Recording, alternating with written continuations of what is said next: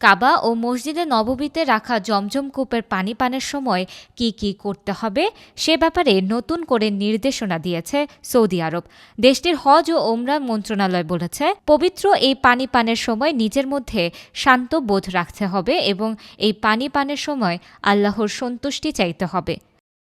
হজ ও ওমরা মন্ত্রণালয় বলেছে, কাবা ও মসজিদে নববীতে যখন কেউ জমজমের পানি পান করবেন তারা যেন অবশ্যই আল্লাহর নাম স্মরণ করেন, ডান হাতে পানি পান করেন এবং পরিষ্কার পরিচ্ছন্নতা বজায় রাখেন। তারা আরও বলেছে, এই পানি পানের সময় খেয়াল রাখতে হবে এটি যেন ছড়িয়ে ছিটিয়ে না পড়ে। এছাড়া জমজমের পানির ট্যাপ ছেড়ে অজু না করতেও অনুরোধ করা হয়েছে। আর পানি পানের পর কাপ নির্দিষ্ট স্থানে রাখা, ঠেলাঠেলি না করা, ভিড় এড়িয়ে চলা ও ভদ্রতা বজায় রাখার জন্য মুসল্লিদের অনুরোধ করেছে হজ ও ওমরা মন্ত্রণালয়।